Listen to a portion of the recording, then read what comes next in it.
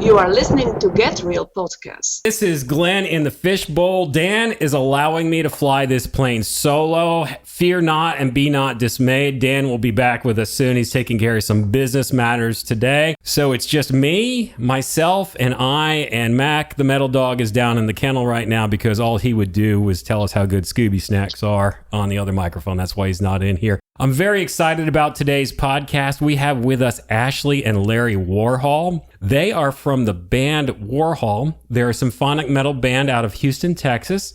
They were formed in 2013. And here's something that I really appreciate about both Ashley and her dad. Not just are they gifted musicians, but they're also very talented writers and actors. So in the tradition of some great bands such as Santana, Van Halen, Dio, Dokken, Danzig, Bon Jovi, and even Guns N' Roses is in this category. I did not know this. They use their last name or their surname as their band name. Larry and Ashley, can you share with us why you decided to use the name Worhol for your band? If I started a band and named it Remsen, I don't think it'd really do well, but why did you guys go with Worhol? Yeah, absolutely. And actually, I think that your last name would be a pretty incredible band name. There is a history behind that. I'll tell you in a minute, but you guys go first. Well, first off, thank you so much for having us. We're really excited to be here. My dad's to my right, so if you want to say hi. Hello to everybody. Hey. Hello. So it's interesting with our last name. So when Dad and I first started talking about becoming musicians and starting a band together, I was still in college. And so I was taking a lot of composition classes, and my professor in our normal schooling actually called me by my last name. He never called me by my first name. And I remember during one of my lessons with him, you know, Dad and I were thinking about other band names, and my professor said, Ashley, you already have a famous last name being related to Andy Warhol. Warhol sticks out. Warhol people already recognize. Why don't you just name the band Warhol? And so I came home that same day and I said, Dad, how would you feel about naming the group Warhol? And since then, that's what we decided. And it's been a blessing ever since. I am also related to a famous artist. Who are you related to? Remsen is a variation of Rembrandt, and he is one of my distant relatives. So we have something very much in common, both great artists and great painters. Yes, that's amazing. Yes. Before we talk about your music, I would like to talk about the short film that you guys just released entitled Amazing Grace, My Lord, My God. Can you give us a synopsis of that short film that you guys just put out? Sure. I'm going to let Dad take over this one. Well, do you want to hear how it started? Yeah, go. Give us the history, the scoop. When I was growing up, at the age of 13, I became a church organist. I took piano lessons, my sister and I both, from our church organist at school where I went to Catholic school. And one of the songs that I always enjoyed playing was Amazing Grace. And throughout my life teaching, and also because I teach piano and guitar, it always kept popping up in song books and et cetera. And so one day I decided that I'm going to do an arrangement. But there were two songs that I really enjoy on the spiritual side was Amazing Grace and Hallelujah. Those two songs. A lot of people have done a version of Hallelujah. It's amazing when you look how many people have redone that song. So I started doing a piano arrangement of it and decided to add a chorus to it. And so after that began, and I wrote all the piano arrangement to it, I then went ahead and orchestrated it and then gave it to Ashley for her to, work out the vocals, and we discussed the melody lines. Yeah, the melody lines and that. And we discussed, the chorus part and everything.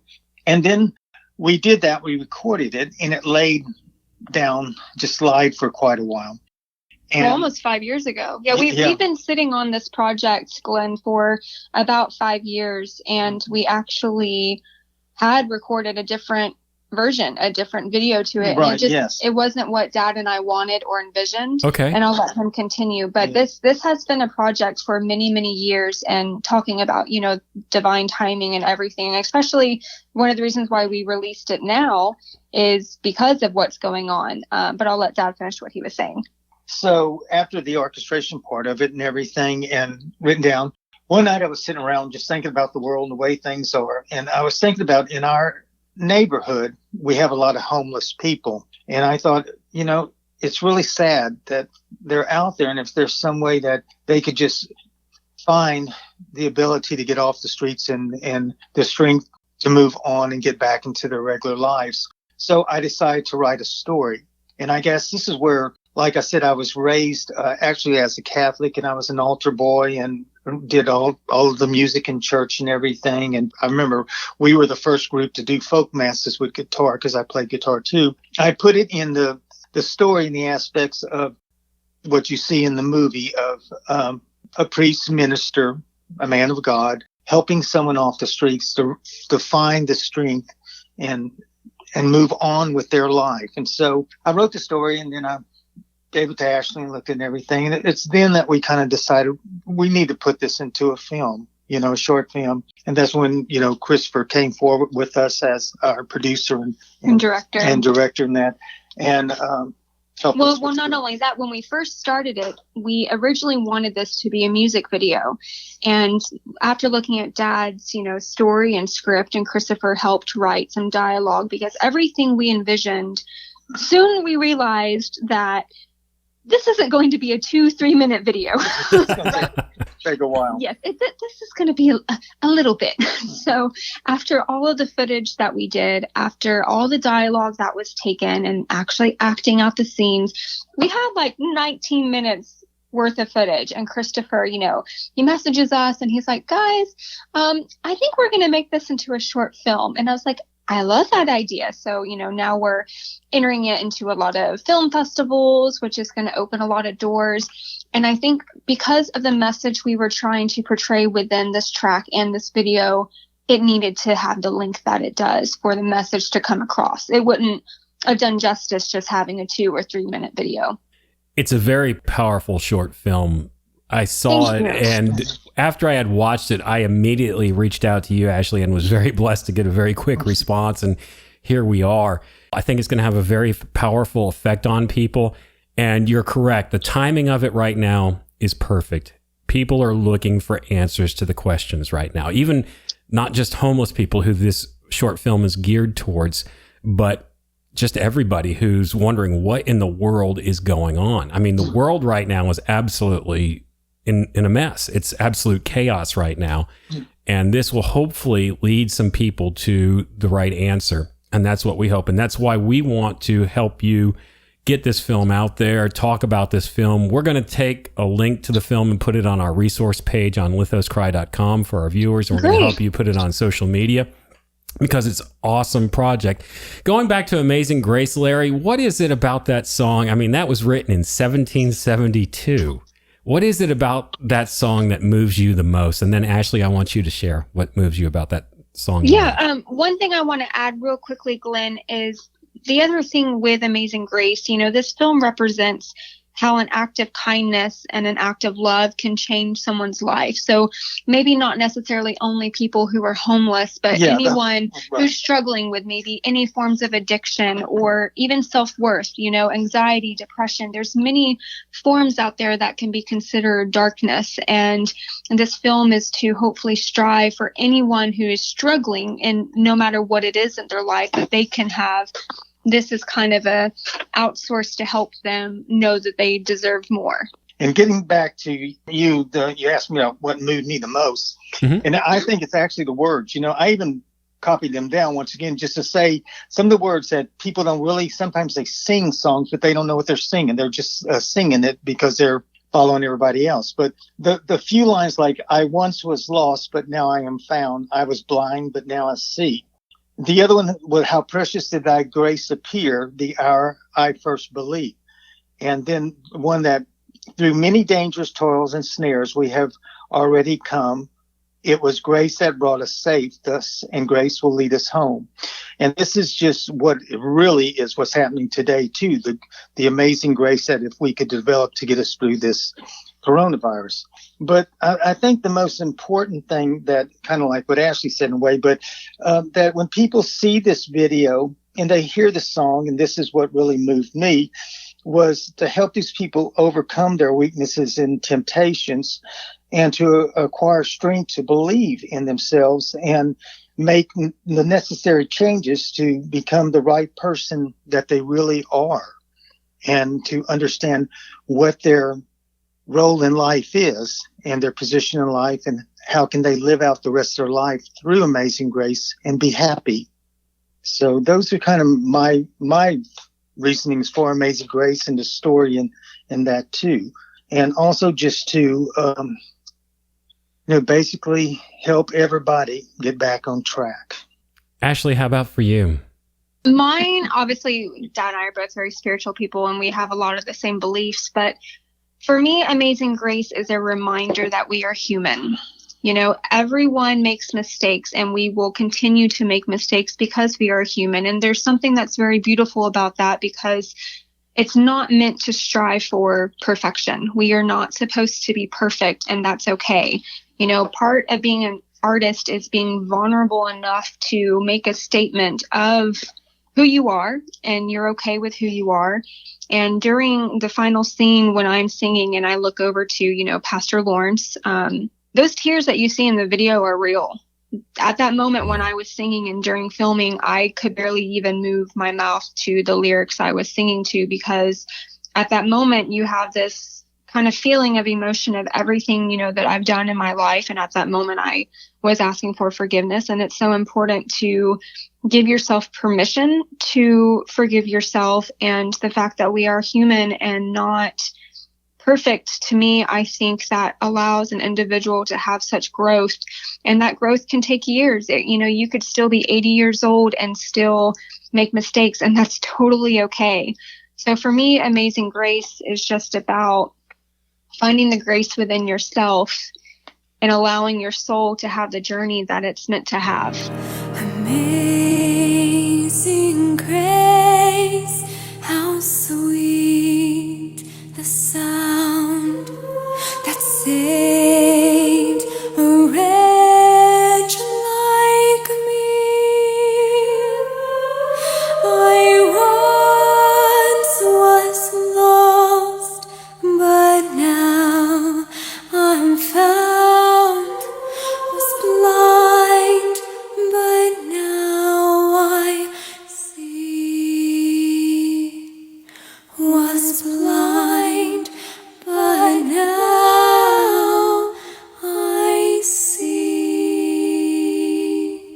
One of the things that Dan and we talk about a lot on this podcast, if you go back into the deep archives, we've had a spiritual journey that has been like a chaotic roller coaster.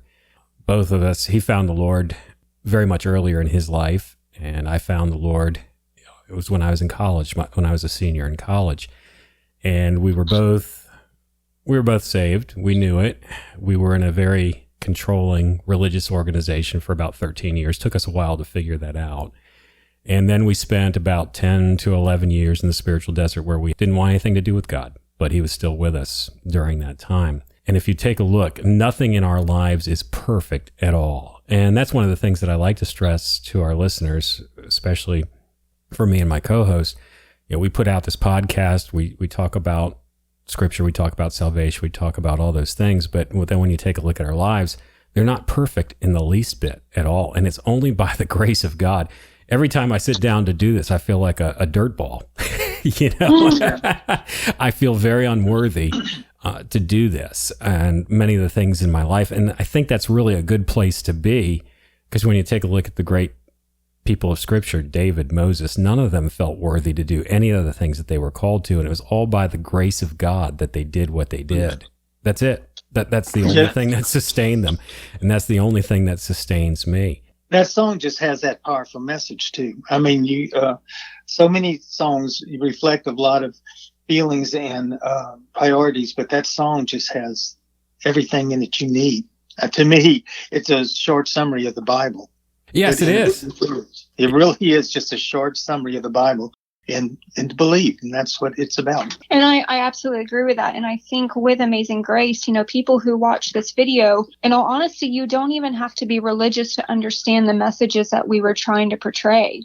There's a lot of things that people can take away from this video or this short film and relate to on a personal level that maybe if someone who was religious came up and talked to them about it, maybe they wouldn't take the time to listen. We try and think of ways to portray different messages because we ourselves are not perfect, and we never claim to be. That's what people are attracted to, is reality. They're attracted to truth. They're attracted to, I think our society has gotten so out of whack, and maybe that's what's going on right now with everything with the coronavirus and the shutdowns. People are really starting to be forced to look at what reality is. What is reality? What is truth? Because I know a lot of people right now are running around asking, what in the world is going on? And for me, I am not as much concerned about what's going on in the world, but I'm more concerned about what's going on in me and me with God. Right. It's a wake-up call. It is. Well, another, I think, is going to be is what's going to go on after this is over with. Mm-hmm. I mean, how are people going to change their views of life and living and appreciation of being alive, and just looking at the everyday things that we take for granted, which, like, there's no toilet paper, Yeah. I mean, I hate to bring that into, or there's hardly no water and stuff like that. It's going to make them look how we really needed to appreciate the little things in life that we have, and what happens when they're taken away. Yeah. So that's amazing. Or brought to life, because really. people who might not have been able to spend time with their families are now being able to. Yeah, it's a lot of good in it. There's a lot of good. Yes, there really is. Ashley, you said something a second ago about the vulnerability of being an artist and showing who you are for who you really are. That's genuine art. During the whole process of putting this film together, it's a very bold statement of who you are, what you believe, what your faith is. Was there any point in time that you felt hesitant in doing this because it is such a bold statement? I've known that this point was going to come when I was going to be asked such a question. And the best answer that I can give is my afterlife is not decided by the judgment of others. And because of this, I do not fear being open with who I am. I've always been someone who has been very vulnerable in hopes of helping others. And, I have chosen personally in my life to not judge others. I don't feel like I have that right. And every soul has their own journey. And I hope through my art, whether it's music or art or film, can help someone guide in that journey if they so wish. And so I would hope with anything of mine, or that Dad and I do, or the band does, that might have a spiritual side like Amazing Grace, that an individual can appreciate the piece in its own art form, no matter what their beliefs might be. So I never was hesitant, because I knew this is something that Dad and I were supposed to do. And there's actually quite a story of how this really came about. I'll try and do it in short terms, but whenever the band, we had we were at Starbucks and we were signing all of these magazines, Katie Magazine just did a huge article about us. And while we were there, this lady walks into Starbucks and we didn't know her. And anyone who goes into Starbucks knows that there's never a time that it's dead, right? Right. So as we were sitting there and this lady came in, there was no one else who came in after her. And she was asking us a lot of questions, a lot about our faith. And she had asked Dad and I if we would record ourselves playing actually Amazing Grace, that she was trying to find her son. And she went through this long conversation with us of how she lost her son, and she just wanted to film this and be able to show it to him whenever she saw him. Well, at the time, Dad didn't know the chords on the guitar for Amazing Grace, so we ended up playing our track In This Town or something like that. And you could tell she was really wanting us to do Amazing Grace, but she was taking whatever she could. And after we all said bye and we all left, she stayed the entire time. So whenever we walked out, it was closing. Dad gave her a hug. We all gave her a hug. And Craig, our bassist, and I had left. Marty, our drummer, had left. And Dad calls me and he's saying, Ashley, I just hugged this woman, turned around for a second, turned back around. She was vanished. She was gone. Her car was gone within seconds. And I had actually done research once I got home, and she was not from our era. Oh, I wow. found her family tree. I found her name. I found her son's exact name that she mentioned. And I want to say it was back like in the 1800s that their family tree was in. And at that moment, we had forgotten that she had even brought up Amazing Grace until we filmed Amazing Grace. So this has kind of been in the back of our mind of something that we wanted to do. And so then we were looking at the footage, and I then remembered, let me finish. He's over here. I just wanted to make a comment real quick. It wasn't I didn't know the chords to the song. She wanted me to play it on the guitar, and I didn't have a guitar. So for all the guitarists there that doesn't think that I'm ignorant and I don't know the chords to Amazing Grace, for a 3/4. Oh my goodness. So I just wanted to make that correction. I'm sorry. Okay. Didn't mean to bust our bubble here, but Clearly you can see our power duo here. Yeah. Anyways, so and yeah, so we were looking at the footage, and it then hit me. Oh my gosh. All this time years ago, we were being told that we needed to do Amazing Grace. And so at that moment, we realized that we were exactly where we're supposed to be, and we were doing exactly what we were supposed to do. So no, I was not hesitant in releasing this. Short version of that. Oh my gosh, that. No, I wasn't hesitant either. The only thing, and you're probably going to ask them, what was the most challenging part of the production, and that was I have never really acted before. Okay. This was my first time out. And there were three major things. Number one, our time schedule. We had 2 days to get in there and do this long version of the filming. And so we left early, and what was it, 3 or 4 o'clock in the morning? And we got on the plane about 7 or so, had a layover and everything, got there, went to Christopher's house and kind of changed, got ready, and went filming. We filmed to what, 2 or 3? It was almost 4 in the morning or something like that. It was late. I don't remember how late. And then we got up at 9 o'clock and went back, and we had to finish it by that day. So we filmed because they had day. church service. Yeah, they on had Sunday. church service on Sunday. Oh, wow. So the church was using. So it was very, fatiguing. Made you very fatigued, just trying to keep in that mode. The character. The character mode, yes. And so the other thing that was challenging is not being an actor and really to portray what I wanted to portray as, Father Lawrence, to get the message across. And so that was very challenging for me. And the funny side of it all was being raised in the Catholic faith. I always envisioned, ministers, priests, and that, of course, in black with the white collar. And so the outfit I had was challenging. It was hard. I wore the long priest robe with the white thing. And even I maybe shouldn't say it, but in one of the scenes when I've been down, I popped 2 buttons. So you got to see the other side of the film too, and things like that. So I think moving around that outfit was really challenging too. And should we mention that you dropped me? Yeah. Oh, really? Oh, yeah. I was so tired and just weak and everything that when I went to pick her up, I dropped her. Oh, and no. Actually, she I sprained my wrist. Yeah, during that film. So I had to film the rest of the film with a sprained wrist, so that was fun. So when this comes out on DVD, are you going to have the outtakes reel that we can see? We're actually going to do a bloopers. Yeah. There were some moments in that thing too.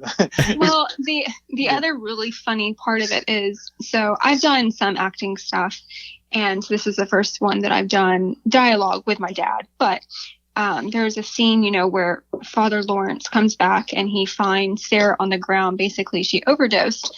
And in order to have that kind of show, there's like these little secret tabs that actors put in their mouth, and then it foams and everything. Well, I've never done that before.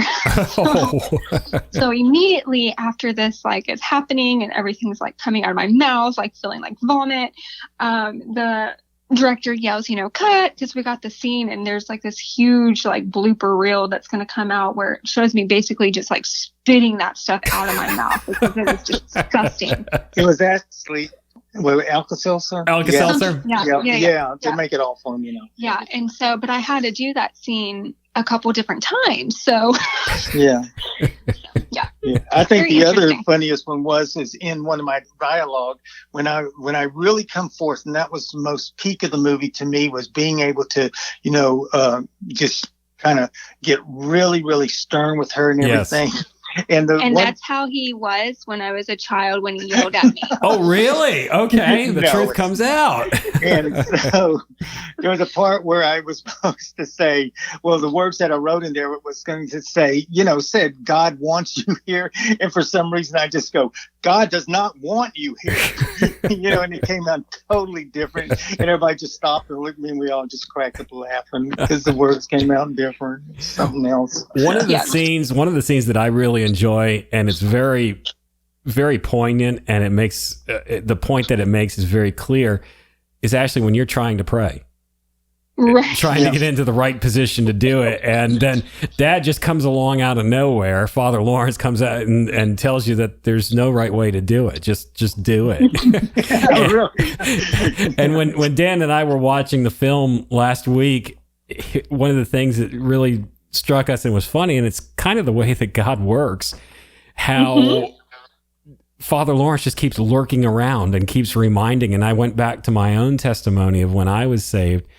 I had people come tell me that I didn't even know, that just showed up and said, yeah, you know what your problem is? You need to be saved. And I didn't want anything to do with them. I'm like, get away from me. You're lurking, you're kind of creeping me out. And how Father Lawrence in the film just keeps showing up, and it just kind of brings the main character to that point of, okay, well, this is the way it needs to be. I need to follow Jesus. I mean, it's really clear. And I really enjoyed that because, when you look at in scripture, it's God that pursues us. He pursues after us. It's the Spirit that draws. So we've talked a lot about the film. Where can people right now go to watch Amazing Grace if they want to see it? So right now we have it on YouTube, obviously, and it's actually under the band's channel. So if someone were to YouTube Warhol, I believe our actual tag is Warhol Productions is our where someone can subscribe to our channel. So it's there, and within the description I've actually posted a link where people can go and purchase the Amazing Grace tune, which right now it will be on iTunes and Spotify. It just takes a lot longer time for them to accept it and get everything prepped, but it is out for sale. It's only 99 cents. It's on CD Baby. So even if someone just Googled CD Baby, Larry Worhol, Ashley Warhol, it would pop up. But we do have all of the links on all of our social medias, whether it be Facebook, which you can find us under Warhol. But everything for video and music wise, you can just go to the Warhol channel. I encourage all of our listeners to go check this film out. Also, check out their music and share it. And we're going to be sharing it at lithoscry.com on our resources page. And we're going to be sharing it on our social media as well, because this is very much worth a watch. And share it with your friends. Share it. Just keep sharing it. Let's help this go viral. I'd like to take a quick break. And while we take a quick break, I'm going to share with our listeners just some of the music that comes out of you guys. I'm going to share with them the song Voices from Above from your debut album, The Awakening. We'll be right back. This is Warhol with Voices from Above from The Awakening.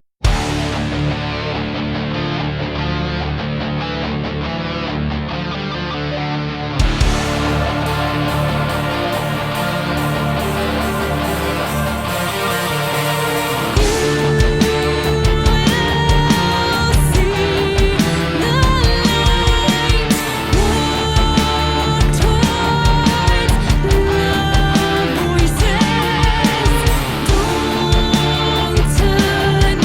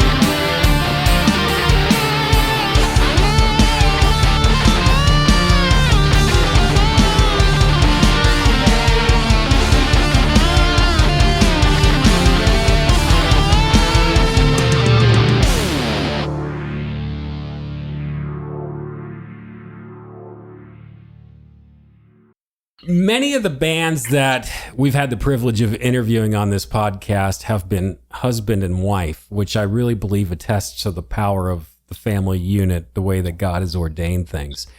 This is the first band that we've ever interviewed, though, that is father-daughter. How did that come about? Usually most kids, when they want to rock and roll, they rebel against mom and dad and run away and join the band. But here we have father and daughter. How did this all come about? Should I start it out? Well, I'm nervous for you starting it out. Well, sure, go ahead. I remember piano was always my major instrument, and I played piano all my life, solo, and that's what I really got my degree in music and everything. And so as I grew up, as Ashley grew up, rather, yeah, I guess as I grew up too, she would always be around, and she acquired a taste for music just by listening to me. And she started, at one time, she'd be sitting on my lap, and we've got photos, and she'd be under the piano, listening and that. And so as she grew up, she was always around music, and she started playing on the piano and making up little songs as a little girl, and then became serious writing. She tried taking lessons from me, but that did not work. And she took from another teacher. That's the only thing where we never got along, because she figured Daddy was going to give her a break, and I wouldn't give her a break. I wanted her to become. No, he was so hard on me. I wanted her to become a great pianist. I would leave the lessons crying. Anyway, not really. Sometimes. That's because you couldn't have it your way. So Probably. Anyway, so she started writing her own music, and she wrote some really nice stuff at a very early age. How old were you? I was in first grade when one of my songs played on the radio station here locally. Yeah. Really? It was beautiful. Yeah. It had the more or less breaking up a chord, somewhat like in the Beethoven's Moonlight Sonata. It was very beautiful. But she continued writing that. Actually, that song, Glenn, I don't know if you've even seen on my personal YouTube, I have a poetry, it's called Testify. It's actually my testimony. I've watched that many times. That's the song that Dad is talking about. Okay. That's the song I wrote when I was in first grade. You wrote that in first grade? Yeah. Oh, wow. It only took me 25 years or however many years to actually do something with it. When I was in first grade, I was writing CAT, TAC, everything backwards. That's awesome. Go ahead, keep it. This is good. All right, this is good so stuff. here comes the point that she'll probably get mad at me. But when she started writing her songs, her rhythm was a little off, and it drove me crazy, being the classical pianist trained, with the metronome and everything. And so, and also in music, you always have the A, which is verse, chorus, verse. And she started adding other things in. So I decided I'd get the other piano and start working with her. So we actually started as two pianos. And then, because I didn't know that he played guitar. She didn't even know I played guitar. Okay. Because I dropped guitar, and that will come later on if you start asking me about my life. But I started out with piano, and then I went to guitar. And then after I got into college, I dropped guitar and just majored in piano, which has been my major. And both of us were pianists. Both of us were pianists. And I said, this really isn't going to work, if we form a group, because we started talking about, we should do this together all the time. And so I decided I need to do something different. So I had studied saxophone as my second instrument in college, but that wasn't going to work. So I went. Well, what happened? I came home from college and I heard him playing the guitar. And I went out and bought one to start getting back working up my chops on guitar so that I could play guitar in the group. And then go ahead. You can tell the rest of the story now. Clearly, we are so organized. This is life. It's real. We share everything. That's true. So, so I came home from college one day and I heard him playing, and I had no idea. And I thought he was actually just listening to music very loudly. And so I walk in and see him, playing these awesome rhythms. And I even said, since when do you play guitar? We could have been doing this. We could have been in a band all this time. Now we know what we can do. So I stayed on the piano. Dad obviously was a guitarist in the band. We already knew the band name that we wanted. And then we just had to kind of find a drummer and a bassist, which that's a long story within itself. But But that's kind of how we formed, is going from two piano players to finding out your father actually knows how to play guitar. And that's how we formed. Family secrets revealed. Yeah. So, Larry, you started with piano and then you moved on to guitar. Tell us about your guitar background. Well, I started piano when I was 6 years old and played piano throughout till 13. Boy, I'm really showing my age now. At 13, the Beatles come out. And I'm sitting there on the floor with my mom and dad watching the Ed Sullivan Show, and the Beatles are on TV, and I'm going, wow, look at that. All them girls are screaming and hollering for these guys and fainting and everything. I want that job. So I said, Mom, I want to start to play guitar. So they put me in guitar lessons. And I continued playing piano and guitar, too, with numerous groups throughout my years, and, little garage bands, rock bands, and pretty much continued on like that until I got into college. And then in college, I had to drop guitar because I was majored with piano, and you couldn't have guitar. It was also a major instrument. So I ended up just doing, piano. And after I got out of college, I studied with two or three concert pianists. One of them, Tim Hester.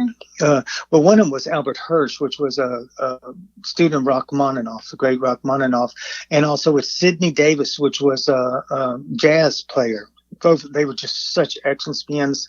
And then I started playing hotel lobbies, weddings, and anything, and still working in groups until the time Ashley got of age in music. I think you should tell Glenn your vampire wedding story. Oh, that's another thing. Yeah. Yeah, I did do a wedding that was a vampire wedding. And believe me, I set up at the door. So if anybody came after me showing their teeth, I was out the door. No, you were afraid for a sacrifice. Yeah, I could have been a sacrifice in this. But anyway, so I continued on, until the 80s, and music got real bad. And I actually then became a paramedic. Believe it or not. Oh, wow. And still licensed. Yeah, I'm still licensed paramedic today. But it was so funny, to make a long story short, I ended up becoming a marketing director for a private ambulance company because at that time it became very competitive. And the way I got contracts was I would go in and I would play for the nursing homes, play for the elderly there, and we'd have sing-alongs and birthday parties, and I loved it. That's what I did. And in return, a lot of times they would use our ambulance service, And so I was back in music again, and that's when, from that day forward, after that, I started back playing piano, and the business picked up again for live entertainment. And then down the line, Ashley and I started to group together. So we go from nursing home sing-alongs to symphonic metal. Rock concerts. Well, if you look at my background in music, the thing is that it's best described as when we were in Arizona, her and I went to this museum of music. You remember that? Mm-hmm. I walked through my life in that museum. I felt like I saw my life flash in front of me because, when you look at me and through all the music through all these years, I mean, I was into, early rock and roll, country western. When I was 13 years old, my mom and dad used to take me to a beer joint. I mean, it was a neighborhood beer joint called the Hideaway Lounge. And I would set up my piano at 13, and I'd be singing songs like Your Cheating Heart and Matilda and Heartache is by the Number. And, of course, Pretty Woman. That was one everybody liked, by Roy Orbison. And I just had such a variety of music in my life, and it's been there all my life. Ashley, you've been classically trained as well in opera. Is that correct? That is correct. And ironically, Dad and I both graduated from the same university. Which university was that? University of St. Thomas, which is here in Houston. And it's basically the sister school to Rice. And ironically, whenever I graduated high school, when I was looking at different colleges that I wanted to go to, being an only child, and I'm very close to my parents, but I was looking at colleges, kind of a ways away. And Dad had actually submitted me to St. Thomas, and I'm glad he did because it was the one school that I got a ton of scholarships and grants too, because I was always really a good student. I actually graduated number 12 in my class out of, I think, over 800 students. So I am I've not always, surprised. I've always been very driven and hard work. But since Dad had applied, and that's where I went to, if I wouldn't have gone to the University of St. Thomas, I don't even know if we would have joined the band, because that allowed me to come home. One of the things that kept you here was the band at that time. Yeah, I used the band to keep her here, so she would be running on. More family secrets revealed. Ones that I'm just learning. It's just they had a good, I studied all of my piano courses there, my orchestration, even my and I did too. Yeah, we all did the same thing. Yeah, well, yeah, a lot of the composition. Some of the compositions, some of the same professors were there that was there with you, not all of them, but yeah. So I had my degree in music composition, so I also did piano, but my major was voice, so I am trained as an opera singer, but I just sing more rock in the band. And during my studies, I actually even took up violin for a little bit. So for those who ever watch our music video The Darkness, the violinist in that track on the music video was actually my violin teacher. Oh, really? That's who that was? Okay. Yes. Okay. So I kind of got, I guess, the best end of the deal, is because, yes, I was, paying him to be my instructor, but I kind of had him produce stuff for us too. So it was great. And he actually played our album Awakening show that we did. And it's funny how ties and things just kind of all come together. But music has always been my purpose in life, and it's always come back with Dad as well throughout his years. And now this is our dream, and we're achieving it together. The music of Warhol is symphonic. It's rock. It's metal. It's complex. And yes. I knew by listening to you guys that, okay, she's probably got an IQ that's off the scale, and so does Dad, because of the complexity of the music. You just can't sit and write that type of music without having a background or some form of education or training in it. Can you give us some insight into your songwriting process? I mean, you guys are just so artistic. Does it start with a visual? Does it start with a lyric, an idea, a melody? How does it start, and how does it come about? So majority of the time, there's two ways that we go about it. Either Dad writes something based off of the guitar or piano, and he brings it to me, and I will then create a melody and write lyrics to, or it's the other way around. I will already have a bass down with lyrics and piano, and I bring it to him, and then he writes the guitar parts. He writes all the orchestration parts for it. So there's typically those kind of two general ideas. Amazing Grace, Dad pretty much wrote himself. I helped with certain things, with melodies and different ideas for lyrics, but I knew that was his calling, and I wanted him to feel the complete freedom of doing what he wanted. But Dad and I both have very similar styles when it comes to writing music. There's some instrumentals I've written on my own, and he'll listen to them, and knowing me, he already knows what the next note is going to be, So when you're that close to someone and very similar writing styles, it's very easy to write music together, because we kind of already know what the other person is hearing, if that makes sense. Yeah, it does.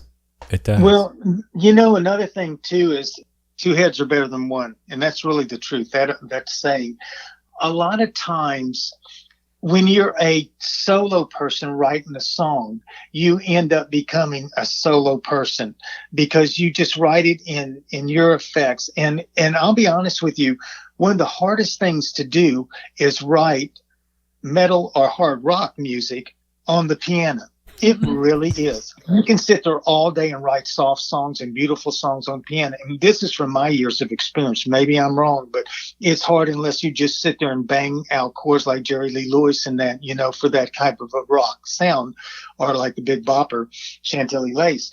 But to write a really fast one, you need other instruments. Yeah, you need power sounds. Elton John and has done such a great job at his songs, with piano and that, but he has co-writers in that too. But a lot of the music, I have more of the history of music with the rock. So I'm still with that rock era from the 60s and 70s and 80s, early 80s and that. And so a lot of times Ashley writes things as a vocalist, which are beautiful, and her voice fits the songs good. But oh, it does. Between her and I, we have that combination. Balance. Yeah, the balance of nature there to work it where we can drive. I mean, you can tell them, I'll let Ashley tell you about Voices, because that's a good example. So with Voices from Above, when I originally wrote that song, I had envisioned it actually more of an acoustic, just voice piano, and I brought it to Dad, and immediately he was like, no. And he was like, listen to this. And so he started putting a rhythm to it, and I was like, okay, I see it now. And so, I mean, there's been times like that where I'll have a certain vision for it, and then he goes, no. And then he'll have a vision, and I'll go, no. So it is that balance of how can we elevate each other to make our music elevate together. Your music, when I listen to it, it's right up there with some of the great bands in the symphonic rock metal genre, such as Within Temptation, Epica. I put it right in that category. And we love you. And not that I don't feel comfortable with our music, but we love you. For our listeners, thank you for the great compliment you just gave us. For our listeners, they know that that's pretty much where I spend most of my time, is in the symphonic realm. I think a lot of it has to do with my musical upbringing and background, and just the appreciation for music and the complexity of it. And also, too, the symphonic has a healing effect to it. And Larry, when you compose, I understand that you handwrite the compositions. We've got software out there now that's able to do that, to make it a little bit easier. Why do you choose to handwrite the compositions? I'll be honest with you. I spent the greatest part of my life up to 18 years old in classical music. I love it. One of my greatest composers was Franz Liszt. He was the Mick Jagger of his days. I don't know if you ever listened to Liszt. He walked the dark side and the light side. Mm-hmm. Like his song, fine line. Yeah, the fine line of it. He wrote Mephisto Waltz. He wrote the Angelicas and things of that sort. So he walked the fence, and I loved it. And I just live in that era. I still think I feel more of a musician to sit down and write it. Beside the fact, I know you can just erase this and that, but to me, I'm not that much of a technical guy. I'm old school, to be honest. That's okay. That's okay. And to go on the line and put this, I just feel more like I'm creative. That I'm an artist in the fact that I write my music on paper. It's like I'm drawing. Well, the fact that you also know how. Is also a huge but I mean, that's not the big issue. The big issue is I like to see it. I like to do it. I feel like I'm really composing at that point rather than on it. I don't know why. That's just me. It's just like the difference between you taking a brush and painting a painting compared to going on the computer and doing it with the little digital crayon digital. There's a big difference to me. You're a technician now more than you are a musician. I know it's may not sound right because on account of that, a lot of technical stuff is done on computer today and everything, especially for games and stuff. Well, a lot of the perks of that is it saves a lot of time too. People who are amazing composers will use technical things and their music is beautiful, but I think you just like to take the time and be precise. And well, also too, it's easier. I take the paper over to the digital piano, to do orchestration and things like that. And so I can sit and write there, not have to drag the whole computer over there, the way everything's set up in our studio, and reach over and do this, that, and the other. It's just like the other day, I lost all this stuff in the computer. What happens if I write all this out and all of a sudden, I didn't do a copy right away. It was tired, 3 a.m. I want to go to bed. I'm not going to sit here and copy all this off on the copy machine. Well, at least on paper, it's there, Yes. When I was a paramedic, we lived by one rule, and that was if it wasn't written, it didn't happen. And maybe that's what was happening with if I don't write it down, it doesn't happen. I don't know. It's what's inbred in me, I guess. Well, I believe that probably even drawing out the notes and writing down the notes, that's an artistic expression in and of itself. When you take a look at a piece of music, it's a piece of art. When you take a look at the sheet music, it's a piece of art. You're exactly right. That's a great definition of it. And going back to the light and the darkness, that's one of the things that I appreciate about Warhol is that you demonstrate the darkness. There's that tension between the light and the dark, but it always resolves itself with the light. And you guys do that through the art that you have with the band. You're not just about the music, it's about the complete artistic expression. Ashley, can you share with us some other forms of art that you combine with your music to tell the complete story that you want to get across to the listener? Absolutely. When we first released The Awakening, Dad and I both knew that there was going to be a story. We wanted to have a stage presence that people could understand visually as well as musically. So we actually have stage props. We built a kind of an entranceway to a castle, which we're in the works of talking about actually a new design for upcoming tours and shows, which we're really excited about.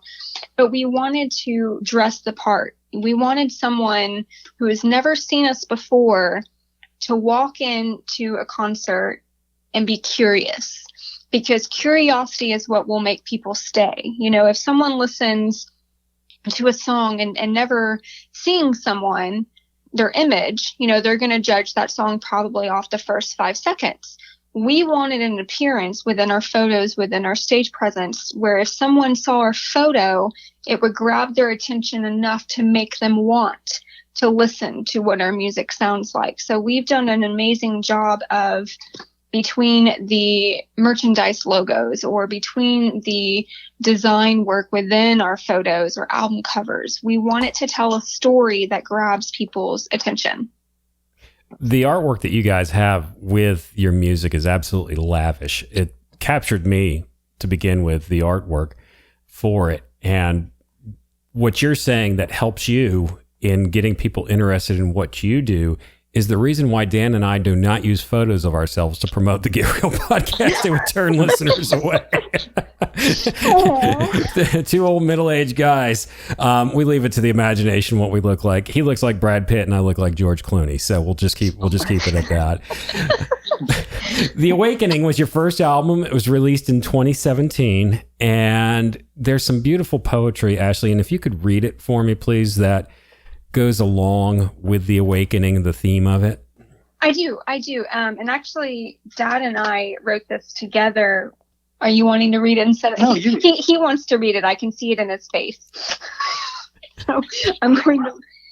Okay. I'm sorry, Dad. There you go. He's going to read it. I don't want him to read it. See, this is our daily life, Glenn.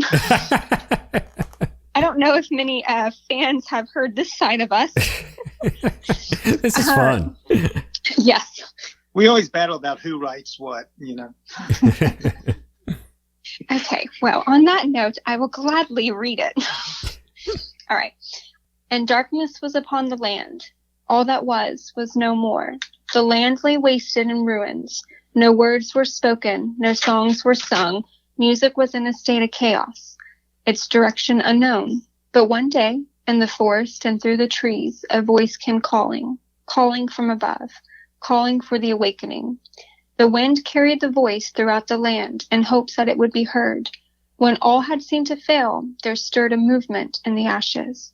And from the ashes arose a strong and powerful group of musicians called Worhol, an army of chosen ones who would bring forth to the land a new and inspirational voice in music. Thou shalt be awakened. It's beautiful. And that really moved me, and it stirred me, and it stirred a lot in me when I read that. And I wanted you to read that for our listeners, because one of the things that we talk about here at the Get Real podcast a lot, this is something that we see God doing in the earth today, is that he's restoring the arts. When you go back and you take a look at history, the church was the epicenter of all the artistic, all of the arts. And it's kind of gotten away from that.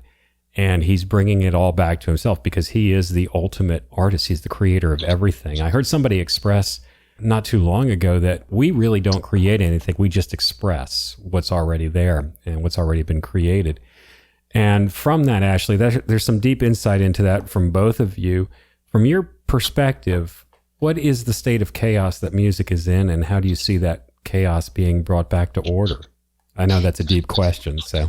Yeah, no, I think with what is happening right now is the perfect example.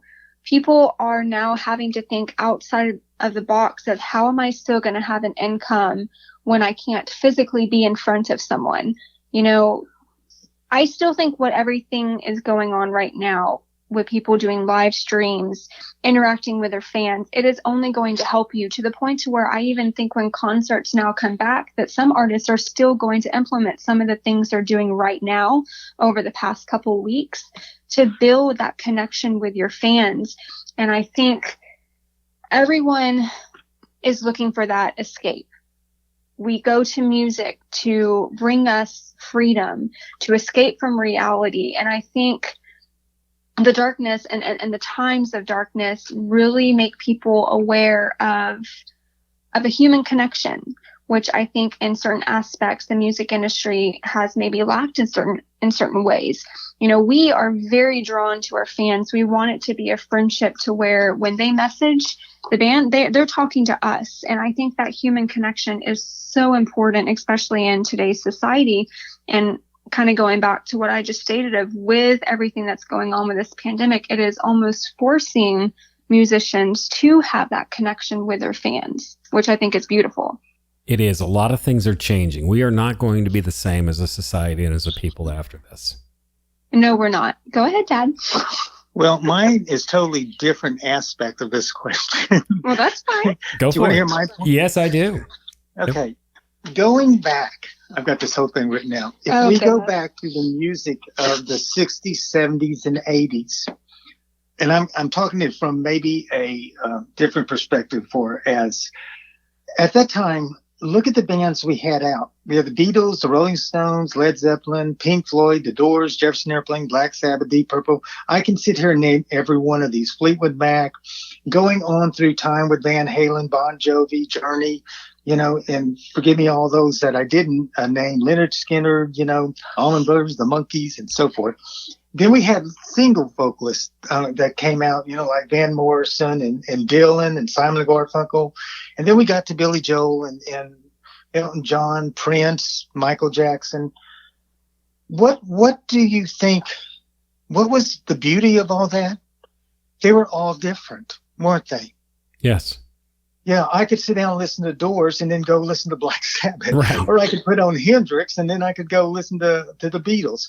There was such a variety in music. So even in country and Western music at the time, you know, when I started playing Hank Williams and Patsy Cline and Charlie Pride and all those, and then it got to, you know, George Strait and Kenny Rogers and Dolly Parton, all them.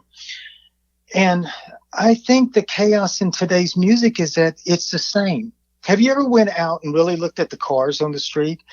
If you look at Mazda, Nissan, Toyota, Honda and everything, all the SUVs to me look the same. They really do. The only one is like the new Chevy, what is that one? What does it matter? It doesn't matter. It looks like a black hearse, so it looks cool. The Silverado, yeah. So to me today, we're stuck in a pattern. We're stuck in with a same style of music. We don't have the variety of that we had in the days of the 60s, 70s, and 80s. You have a lot of the follow the leader. So one person makes it big, and then the next person, well, I'll do something like that. I'll just change a few things, and then the next I'll do the same thing but change. And so you have that same basic principle of style of music.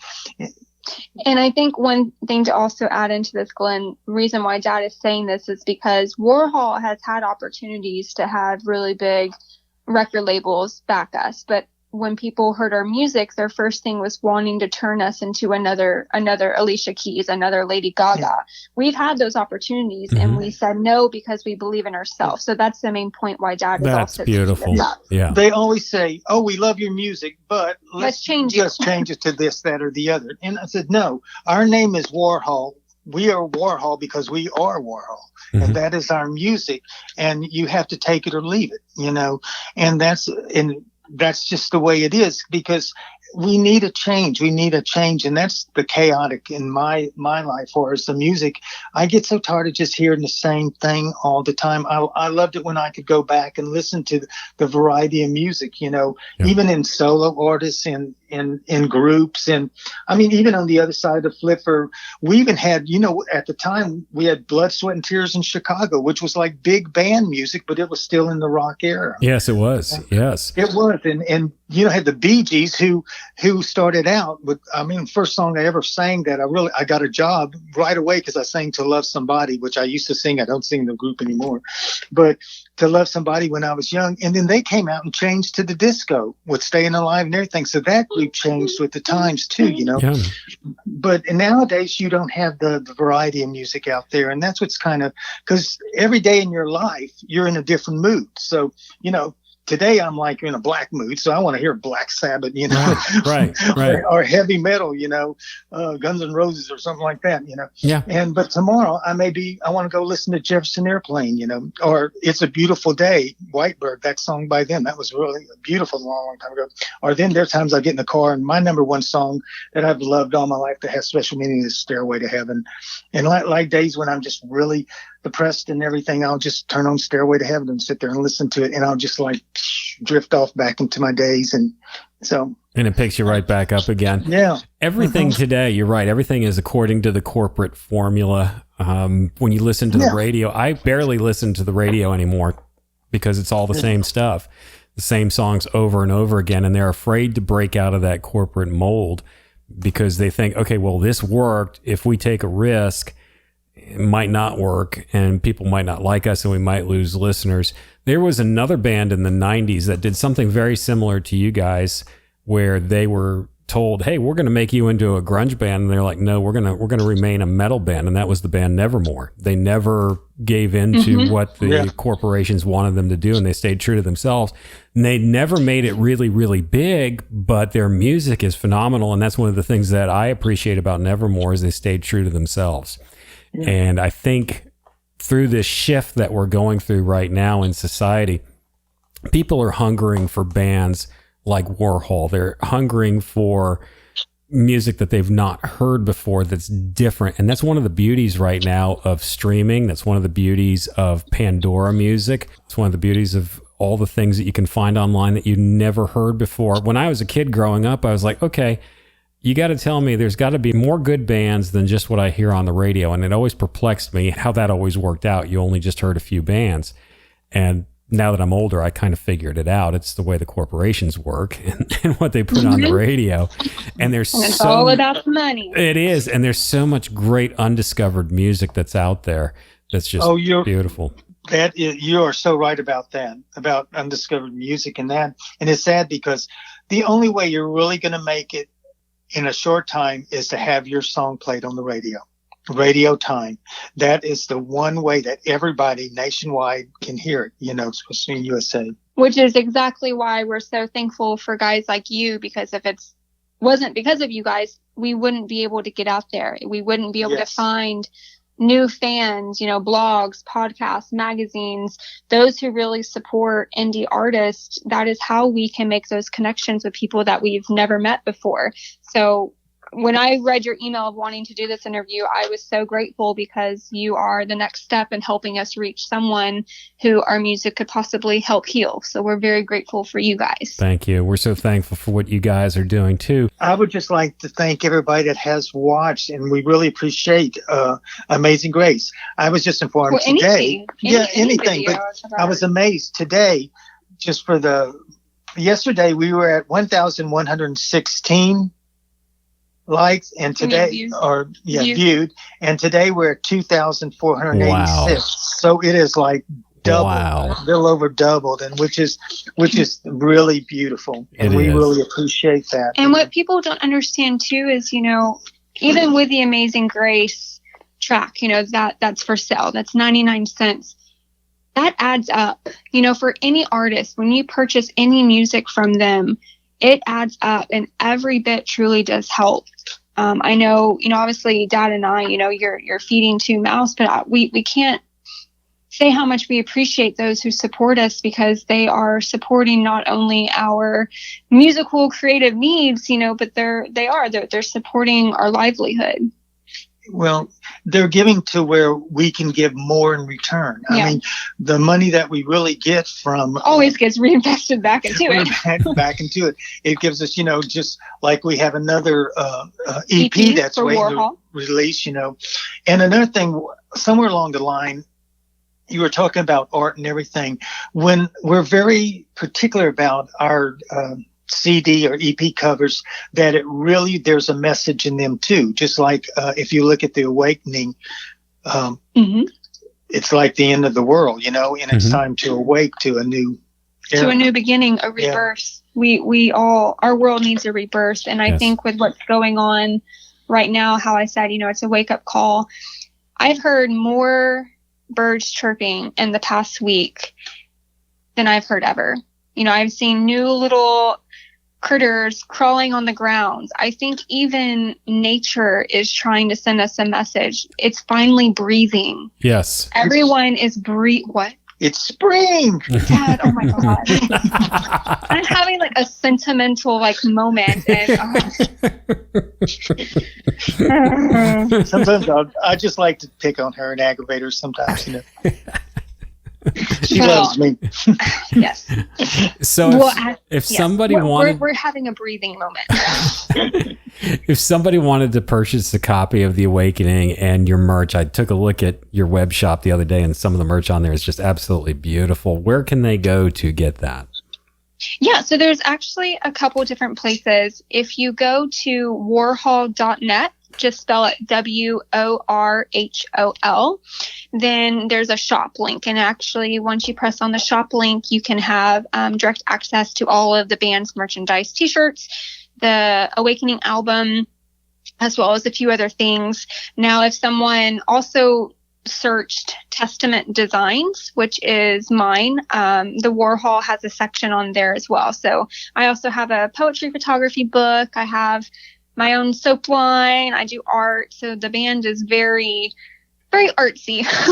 We're all very artsy people. But the easiest way would just be going to warhol.net. Do you sleep, Ashley? With all that you do? I mean, poetry, I photography. Sleep a lot. Okay. Every time I call her during the day, she doesn't answer. I'm sorry, I was sleeping. Guys, thank you so much for being a part of the Get Real podcast today. I am looking forward to sharing this with our listeners and looking forward to your next EP that's going to come out. When is that going to come out? We're hoping probably sometime closer to the end of the year. We've had these tracks for a while, and we actually have some really exciting things that are going on with them. We are about to release Fight, Fight, Fight, which is off of the EP, because the lyrics is exactly what is going on right now. So we're hoping to release that track either this week or next week. So that'll be new material that people will hear from Warhol, and it is heavier. But outside of that, we'll have shows coming up. We'll have new music videos. So we're really excited. We have a ton of things on the horizon. Larry and Ashley, thank you so much. For our listeners, if you want to reach out to us here at the Get Real podcast, you can reach out to us through email at lithoscry, that's LITHOSCRY @gmail.com, or you can check out our website at lithoscry, LITHOSCRY.com. lithoscry.com